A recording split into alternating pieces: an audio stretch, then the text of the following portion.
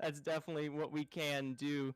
That being said, we've got the matchup here. Mizzou Esports, they're going to be taking on FGCU Thunderbirds, respectively. The two teams, FGCU Thunderbirds actually might, to no surprise, you guys have seen them before. They actually finished third last season here in the XLNC Heavy League. So they're no new breath to the league as a whole. Mizzou, though, they're just joining us. That's right, they are. They are a new team to the XLNC Heavy League. Really interesting team style here. They really do like to take advantage of, well, just the fact that all their, we're talking about Mizzou. Yes. Yes. Take advantage of the fact that all of their laners are very good players, and they have a really win lane, win game play style, and they love to start off team fights with some really big engage oriented picks, usually in the support position, and they use those to snowball victories. Yes, sirree. You might want to hold those thoughts, though, Mr. Beatdown. We have arrived towards that pro draft, and we've got the bands already coming through here right off the bat with Mizzou handling out the Sona, Aphelios, and Mordekaiser, and FGCU with the first and second being Camille and Morgana, respectively. No surprise across the board there. Yeah, so these seem to be pretty targeted bans. We've just from talking from the players, these are some favorite picks overall, so it's definitely something you want to just get rid of if it's something you're not interested in dealing with. If it's a way that you know you can get rid of favorite champs, okay, but why are we banning Ari? She's just, we don't gotta go that far. It's not like she's picked all the time. Come on. I want people to know that yes, Ari does happen to be a mid lane favorite here for Mizzou Esports, and especially Beatdown was really excited about seeing this one come through. But I gotta tell you, Mizzou does have some relatively small champ pools, so they're doing their best to ban out the most prevalent champions they don't want to deal with. So no surprise that that comes through. Meanwhile, though, we do see the first pick Ornn with no surprise being locked in. Well, I find the Ornn pick actually a little interesting, just because usually Polar for Mizzou does like to play more carry-oriented top laners. You know, your Mordekaisers, your Aatroxes, even. But having him on this utility pick still does fit the style of Mizzou, how they want to try and set up some hard engages. You have the knockup, you have the Call of the Forge God, so it makes sense. Graves, solid pick, especially with the limited champ pools you talked about, Zephyr. Graves is a big pickup for the jungler of FGC, and yes, it is. It's honestly one of the few that you can play. Yeah, it's a good pick. It is one of the more stronger junglers currently in the meta right now. FGCU's jungler, respectively, I believe goes by the name of, let me make sure I'm getting this right, Ronaldo. He only actually handles, I believe, around the Lee and Graves. So no surprise that that's going to come through there. The Urgot, another strong pick to lock down there. Some of the more skirmish champions that we do see coming through here from Dorn, respectively, like we did last season. But Mizzou, they're going to finish off their side of the first picks to give themselves a very strong lockdown potential and damage ramp with Caitlyn and Leona. Yeah, that's right. And you can already tell early on Mizzou have established their front line like they so often like to do. So you can already tell they're starting to veer towards that front to back composition. Whereas you can see FGC are looking to skirmish a bit more. You have the likes of the Graves, the Urgot, and the Ashe, who are looking to more of set up picks so far from what we're seeing here. But we're just going to wait for a couple of those bans to come through just to see how both teams round out their compositions. And as for bans, it is going to be an Orianna ban, another targeted one. Mid laner for Mizzou. It's one of like the three main champs that he plays. That makes a lot more sense than banning Ari, though. I'll tell you that much, because, again, Orianna, super strong pick in the meta right now. Absolutely. I'm sad that you're never going to let that one go, but I can understand why. A lot of presence that can come out of Fuzzy Owl here. One of the last champs he does kind of have on his belt, respectively, is actually the Lux. Yeah, I was going to say. God damn it. FGCU, they have done their research, baby, so they're definitely going to be living not much open to Fuzzy Owl. He still does have that Akali, and oh no, he doesn't have the Syndra. So he's got the Akali. He's got the Cassiopeia, respectively. True. But his pool has been mitigated just so well here by FGCU, and this is one of the weaknesses that we did not get to discuss here. Mizzou, a lot of their particular players here don't have many champions on their belt, so in situations like this, you can see them get banned out. But overall, there we do see the Thresh response to complete that bot lane, and Hmm. there it is, baby. I would have. I told you. I told You you. you did. But see, this is. I just wish Mizzou and FGC swapped their last picks, literally, because I don't really like Akali in the composition Mizzou have. You want to fight front to back. Usually, a Cassiopeia would be perfect for that, sitting behind the nice beefy tanks with her sustained damage would fit this team comp and this profile beautifully. But instead, they pick the Akali, so this composition is a little bit more confused about what it really wants to do here. And I honestly think the Akali would also perfectly fit what FGCU are trying to do. You're trying to skirmish, get in and out, pick up picks. What better mid lane assassin that's meta right now can do that other than Akali? So overall, it's really interesting how these last picks ended up coming through. You did talk about how Fuzzy's very comfortable on the Akali, so there's definitely still some potential to make things happen in that early lane phase and as we transition into the mid game. Absolutely. I honestly think this was kind of one of the only routes that Mizzou could have possibly ended up going.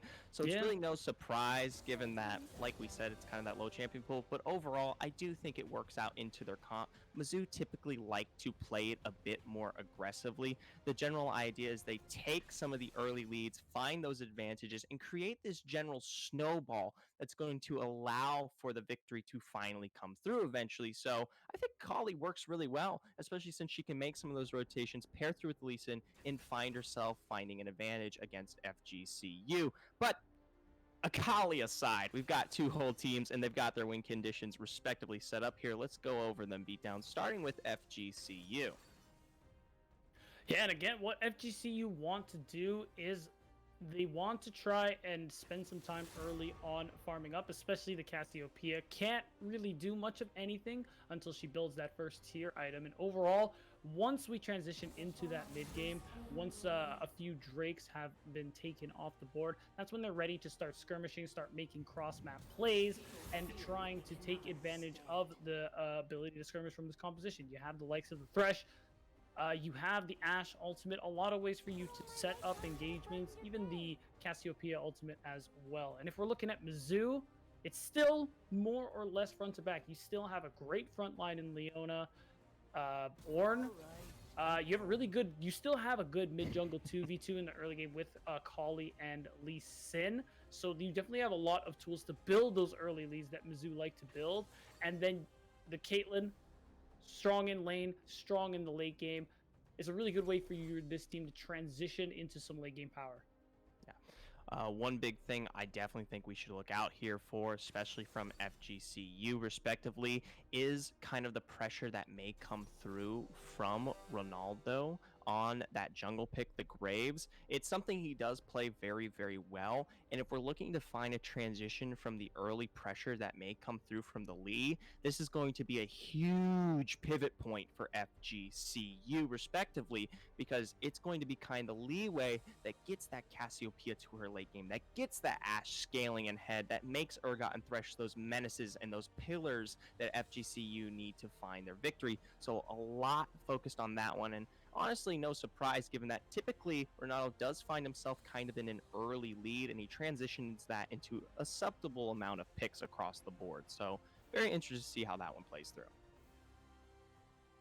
Yeah, I couldn't agree more. It's definitely going to be really interesting, especially in the early game, to see what both of these junglers are going to put forth and how they're going to be able to actually try and get themselves some early leads. I do imagine we're going to see a lot of fighting and a lot of ganking probably from both jungles. Yeah, crazy, right? Who would have guessed? Crazy thought. I love the analysts my man Beatdown brings here. The junglers are going to have the most impact, and they're going to bring the fight whenever they can. I mean, I feel like you're paraphrasing, but yes. I am. I'll give you that. Maybe I'm picking on you, but I've been stuck with you for weeks here, man, so you cannot blame me. I mean, I can't really argue with that one here, but there it is. We have our win conditions set for both of these teams. We know what we want to do. And the only thing left to do is throw it to a really small break as we get set for both of these teams to hit the rift. Don't go anywhere. We'll be right back.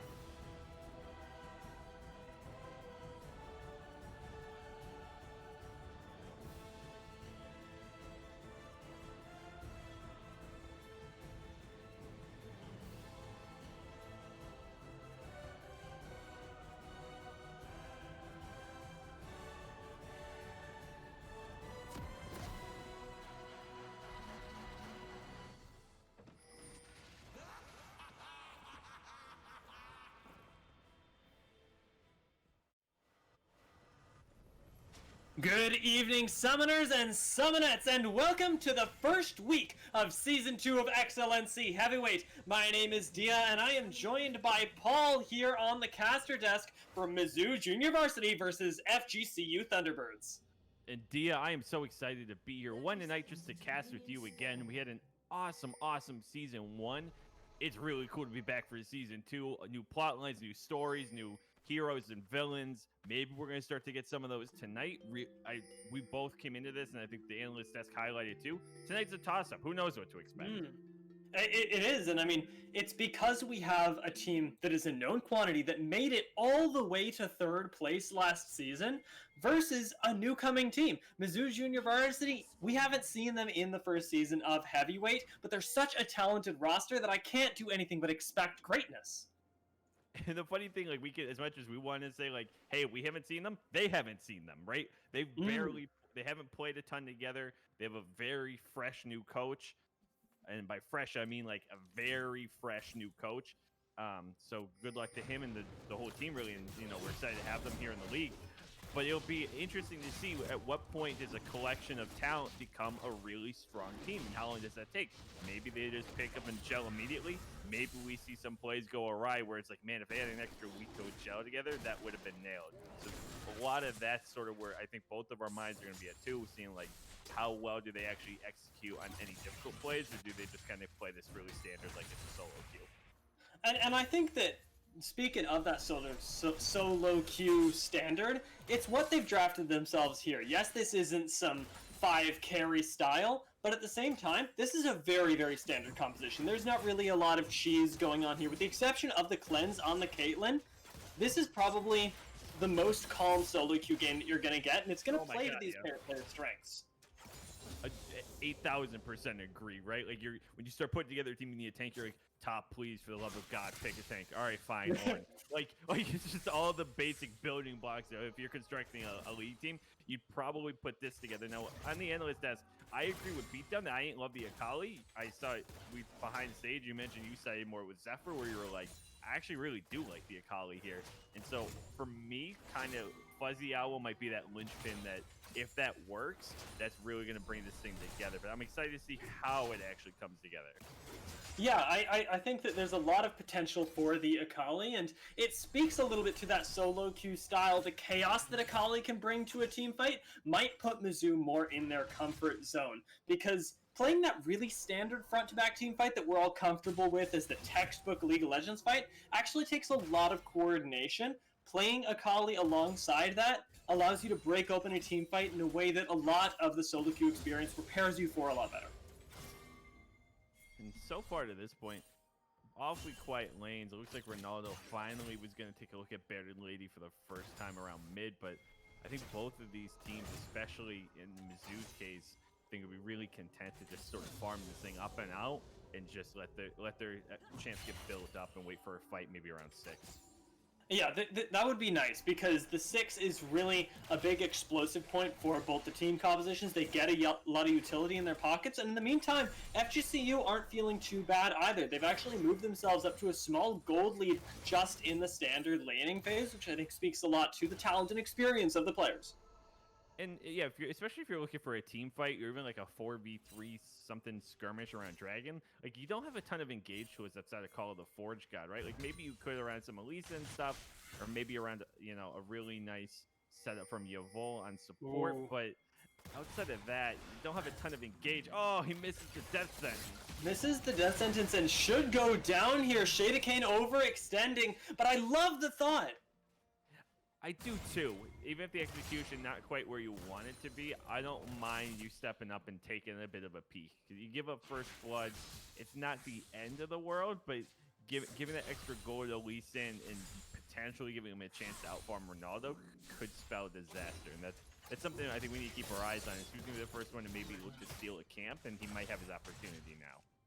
Yeah, and because of the early game playmaking that Lee Sin brings, that early gold is going to be very, very impactful on him. Especially Bearded Lady likes to play damage into utility styles. Lee Sin is able to get that warrior, very, very cheap item, and be spiking at the same time as Graves. He brings a lot more CC to the table once we start hitting that 6 mark that you mentioned. And if, depending on how they play these lanes, if Polar is able to pull that thing back by the time Barrett is able to get through top, I thought blue was up, excuse me. I was going to say, if he goes to blue and then they're able to push the lane back, maybe we would be able to see it gank top. I don't think they'll be able to set that up, but Drake is up right now. Sheeta going to miss the death sentence, but that might be enough, though, to give him priority. I think so. You know, you're getting the Cassiopeia push in mid lane. She's hit the level 6 mark, and this is going to be a really strong point before Akali backs, where Cassiopeia has a lot more latent power in her kit before those first couple items start coming in. Dragon is a nice option. Polar did just hit 6 and has teleport. So, and it looks like he's back once already. So there is an avenue here. I was gonna say they could have maybe done a cheeky play to bring him down and just fight right on the Drake, but they're gonna be contesting with FGCU. Yeah, FGCU has played that very, very well. They get themselves a lot of nice priority in that mid lane, and yeah, teleport is going to be matchable potentially, but there's a fight going on in the top side as well, which we got to keep our eyes on. Dorn actually going to use the ultimate here, forcing the flash out of Polar. Very scary is that Urgot. The thing I forget a lot of times until I really sat down and studied Fear Beyond Death is that if it doesn't kill, it's just such a big slow. And that's just something to keep in mind. But ooh, flashback from Shada Kane, straight with a hook onto Ghost Toasties, and one might cost him his life. But look at the teleport, it's coming into the back line. Fuzzy Owl, he has arrived. It's gonna grab at least one kill for himself. There's one. Tomas looking to be next on the platter, but there's a lot of damage, and the Miasma buys a lot of space as well. Fuzzy Owl, he jumps into the back line. Tomas takes him down. Shada Kane picking up the kill credit on that one. Yavol going to be struck as well as Rabadon. He's looking for the return kills now. Himself gets a double kill on this Cassiopeia, and he is looking big. that is so unfortunate for Fuzzy Owl, and I think that's a case in point of where he uses the teleport, it's not there, he gets the one kill, it's like pull back, and then it's like, I already burned TP, I'm already here, I might as well go for more. It's like, no, don't do that. Like, there just wasn't enough there. You know, Yavo's not even a 5 or 6. They don't have ace in the hole to finish off the kill. If you have those pieces, that play works. Not having those spells disaster, and FGCU answered back in a really smart way. They just play that right. Yeah, they played the fight very, very slowly, and the amount of space that Miasma bought from Rabadon actually ends up being the difference maker, because there is no follow-up when that Akali decides to commit over onto Tomas. Tomas gets away, Akali trades a kill back in a situation where she was actually feeling pretty good. Yeah, and so now they're going to be sitting almost to a 1k gold lead. They'll probably be able to balloon that up just a little bit with the farming going on top side. The Dorn's got to be careful, though. He's got to know that, hey, nobody's home. Gotta be careful.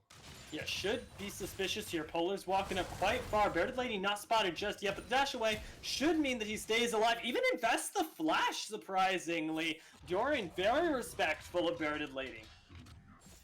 And Doran played the TP really respectfully, too. He definitely didn't need a TP. Did it on the back end of a fight, made sure nothing else happened. Flash is here, and Doran has to be careful that he doesn't play the whole game, because you're playing a bruiser that can, with PTA, or with, excuse me, with press the attack, you be a real difference maker. If you're playing it too conservatively, you're just not going to get the value out of some of those other pieces of the kit that, you know, that Urgot has. So he's just going to watch them. Ooh, nice stun from Tomas. Yeah, Tomas wants to make a play happen there. It's onto a pretty tanky Leona there, so it's not even going to be a trade of ultimates, as Yavol gets himself away just with the walking speed. And with the bot side pressure that has bought them, at least, it looks like we're getting a small invade from Ronaldo on this Grave. It's a good look for him. And a good answer, understanding you see the Lee Sin up here topside, you know, okay, that means they're going to go to Rift. Don't force the play there. Just steal some farms, get the red buff, and maybe you look for a play here on the dive. If you can get the wave back quick enough, Ronaldo can just hang out for that.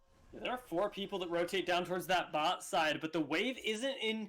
It isn't healthy enough to really let them move under that tower, and especially with the Leona just hitting 6, all the utility that she brings, they decided it's a wiser choice to just back off and let Mizzou Junior Varsity live for now. The team fights are already looking in FGCU's fashion. They don't have to force this.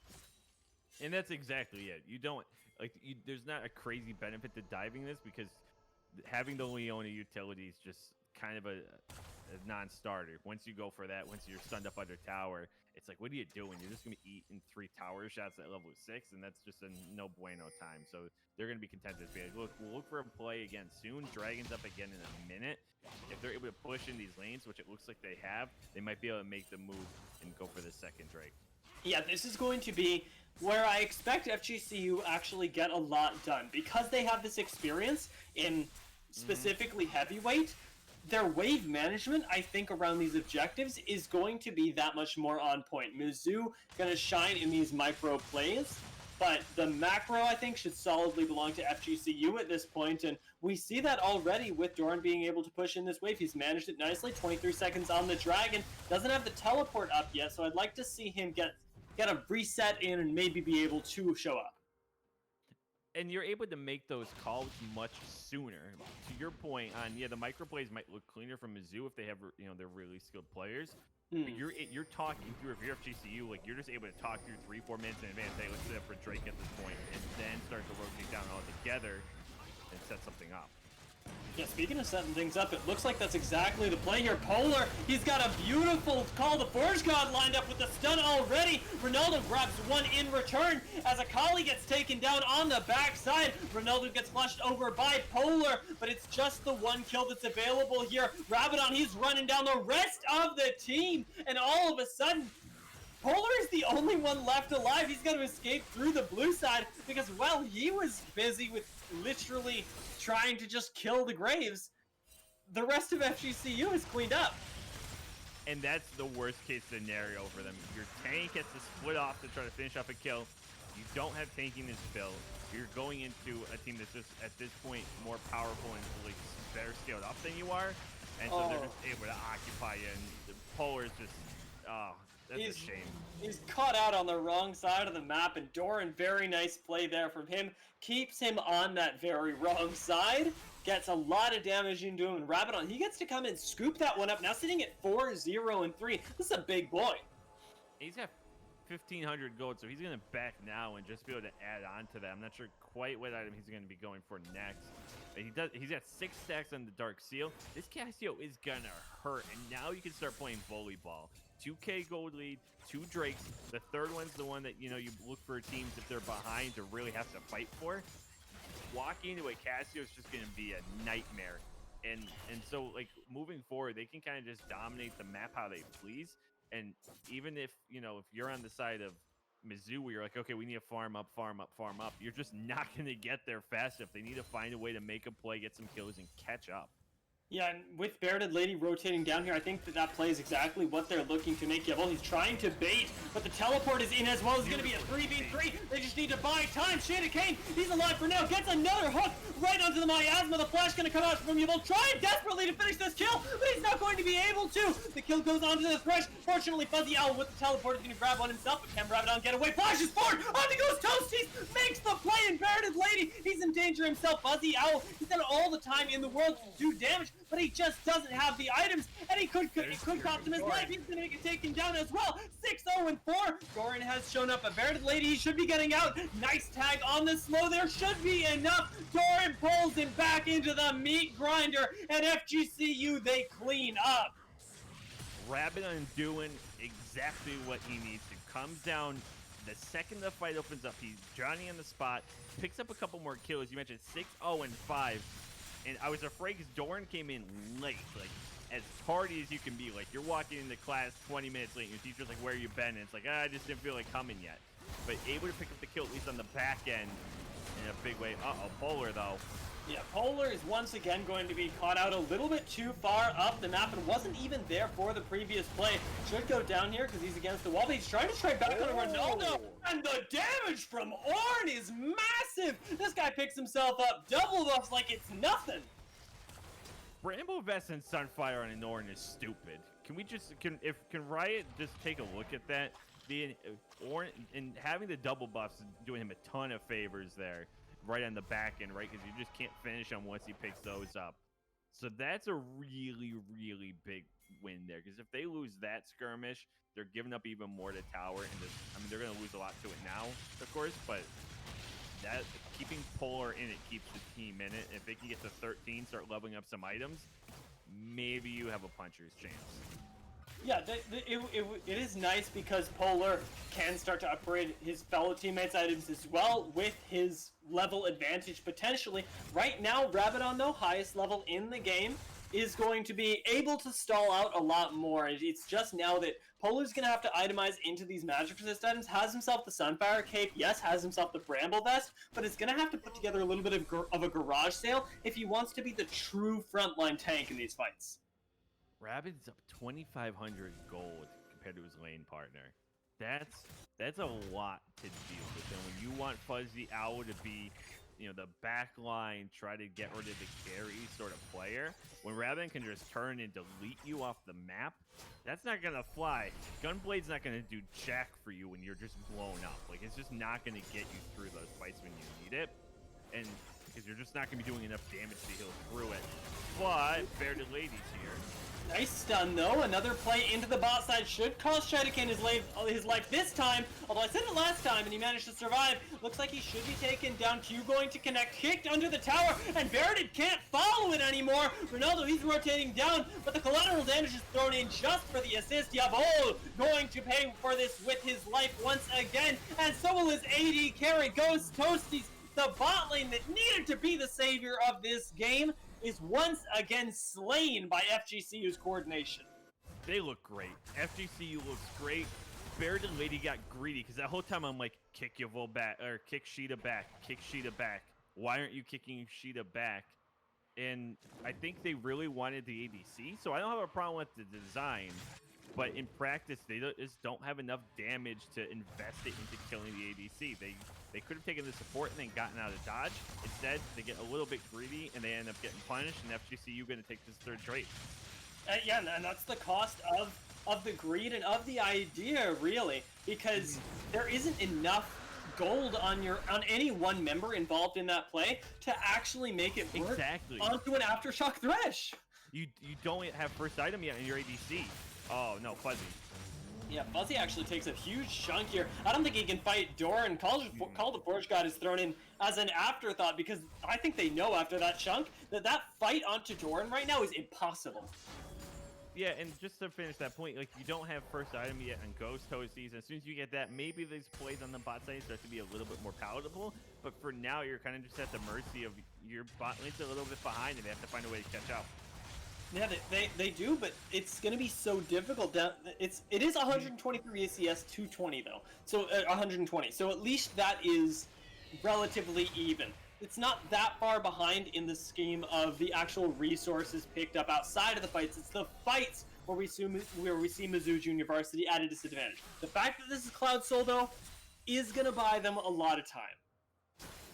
Right, and they already did. They got Rift Herald as well, so if they want to send that mid lane and just really start knocking on the front door here, open up this map a little bit, and then when it comes to Baron around 21 or 22, you don't have the fastest Baron in the world, but you've got enough to cut through it pretty quickly between the Ashe and just how much damage Ronaldo and even like Rabin are going to do at this point. Like, you can really just put a number on it. I'd like to see them not be afraid to just like blow up the mid lane and then leave Doran in his side lane, let him go to work, and you're going to have a hard time walking into anybody there. Yeah, there's actually a lot of side lane potential here, especially with the mid tower falling again, giving another chunk of gold into Rabadon's pocket here is going to really allow the Cassiopeia to be a side lane threat. Cassiopeia, Doran, you can run a 1-3-1 here if you want. Ronaldo can move across the map. I like, though, what you're talking about. The idea of pressing these objectives, because this is the setup that favors them. They need to find this play into the bot lane once again. Tomas, beautiful flash away. Baron's Lady, he's going to be taken down. Teleport is in, and Doran has shown up. This is exactly where the Orgot wants to be, in the middle of three members. Yavol is not long for this world. A la vista. Shada King going to be taken down. Nice teleport in from Fuzzy Owl is going to clean up, too. That's Polar getting DPS down the Rabadon. He's got a lot of items. Can he make this work? Leandries is doing work on the backside. Fuzzy Owl flashes forward, tries to find the damage, doesn't find it in the end. Ghost Toasties, the only one left alive at the end of all that, and he's gonna have to back off. When everybody invests, the team with the more money is still gonna end up winning the fight. Beautiful teleports and great setup there. Ultimately, by Mizzou, it looked really, really promising, but at the end of the day, you're still just into a rabbit on this Cassio that is just so fed that there's not a ton you can do about it, unfortunately. Like, I think every part of that was played super well. Just if you sit down and crunch the numbers, they're going to go in favor of FGCU, who I also love. They invest big, it pays off. And it does pay off, even if it doesn't feel like it. The gold lead, just ever so slightly smaller with the shutdowns they were able to get themselves. Fuzzy Owl that much more relevant in this game, but Yavol, he's in trouble once again. He's going to be able to dodge out on that hook, though. Nice fancy feet from him, but the jungle does not belong to Mizzou. No, the whole map right now is just going to belong to FGCU. They're going to put their stamp on this game. 7K gold lead, 20 minutes in. We have next Drake up here in a minute and a half. I mean, that's a very, very early soul. And, I mean, you see the potential for them to challenge a fight, right? Like, you see, if you have the Call of the Forge God set up, Polar literally just hit 13, so he's going to be able to start up. He just upgraded his Sunfire Cape. He's going to be able to start upgrading for his teammates as well. But Ghost Toasties dying won't help. The cleanse already used. Ghost Toasties. Here's the thing. He's taken the cleanse, right?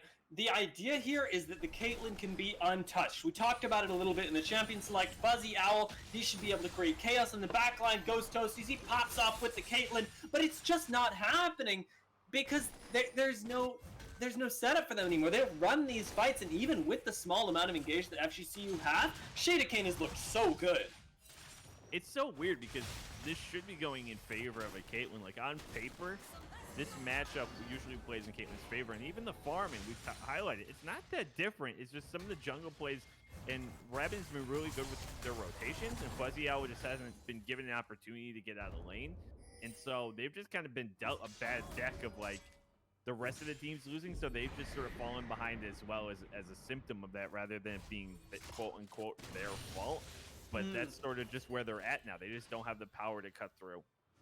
Yeah, and it's going to be, what I want to say is a waiting game, but even the waiting game feels advantage to FGCU, like with this Soul going down right now. Yeah, and the problem with a waiting game is, like, Polar is still going to scale up really well and maybe give Fuzzy Owl a couple items, but as we're seeing now... Oh, Bearded Lady, he's almost gone. There we go! Nice collateral damage, going to get that! And now Yavol, he's all alone. Once again, Rabadon picks himself up another kill there. Polar is next on the menu. Gets a nice quadrant knock-up. It's going to feel pretty good in the end there, but Ghost Toastie's going to be feeling the hurt trying to capitalize on that one. Whew. That was 3 hits from Rabadon. That was disgusting. This guy is 10-0-6, 212 CS into a 0-5 Caitlyn with an item. The levels don't match up, the items don't match up, and the buffs are not going to match up after this one. Cloudsoul already in the pocket, this Baron is burning down, and the game is FGCU's to lose. You see the 24 stacks? That's 140 AP from Majai's. That's 140 AP, that's disgusting. And it's so cheap, too! It's free money! Yeah, that's the point. He's playing with so much money. That's the point when the casino's like, look, you gotta go home. You broke the system. This isn't fair anymore. You're just gonna you're gonna make us broke. And now I don't quite know how you play this from the side of Mizzou. We sort of saw the fight, how it would play itself out. Beautiful Call of the Forge God with a follow-up from Fuzzy Owl, and everyone else just kind of kites and hangs on. But down 11K with the potential for Elder soon, they're running out of time to find that fight, and they're going to be going into a Baron buff now. Yeah, and I think this game is no longer about this game, because remember, this is a series, and FGCU, feeling commanding in this game, also have to catch their minds, much like Mizzou, towards the next one. How do you replicate this for the rest of the league? Because this is more dominant than we saw FGCU be all of last season. Now they've got this in their pocket. Mizzou, they need to find a way to create an advantage on a map where FGCU have outplayed them. But FGCU, at the same time, they need to be finding a way to replicate this during the rest of the season. Because if they can do this, they can take on the top teams. Yeah, whenever they fall out of whack the rest of the way, you're going to want to reference this particular thing. But Call the Forge got in. Yeah, Yavol missing the engage does not bode well, though, and actually they're going to still get a kill here. Shadakane is going to fall. It's going to be worth it in some level, but the Caitlyn cannot participate, and the Caitlyn not being able to participate means there's no actual damage here. Doran going to clean up with a double kill, and it should be the game this time, going to FGCU Thunderbirds as they tear their way through that inhibitor turret, through the inhibitor, and Doran himself is face tanking the Nexus turrets. Ronaldo, he's got the damage. Rabadon's going to be able to help them out as well. And even with this small minion wave, they have got the buffs. They have got the hang of this in game one. Mizzou's number is in their pocket, and they close this game out convincingly at a more than 10k gold lead. That's as good as it's gonna look here, I think, for a lot of the season here at Heavy League. Is it FGCU showing us? We highlighted at the top, you have a team that's seasoned, that finished in third place, and that they're a team that we're gonna have to keep our eyes on throughout the rest of the season, and definitely into playoffs again, because they've learned a lot, and it's very clear just from this game, they're against a team that, though talented, is new to being a team, and their first game in Heavy League, they sort of got that, and I think it's a good thing, the sort of wake-up call where it's like, okay, here's what we're going to need to do to be a better team as a unit rather than just as a compilation of talent. And so, though I expect this next game to be better, and I expect this season to still go very well for Mizzou, FGCU just showing this is how you do things at a high level when you get into Heavy League and making it look great. Yeah, they have got to, on the side of Mizzou, find a way to do this, but I cannot give enough credit to FGCU. They look so much better than they did last season. Rabadon, of course, popped off that game, but I want to, like, the bot lane to me was the real difference maker, and I can't wait to see what our analyst desk thought of this game as we prep up for game 2. Beat down Boulevard and Zephyr. The time is yours.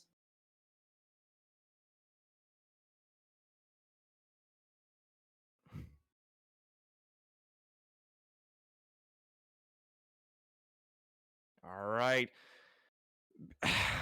Beatdown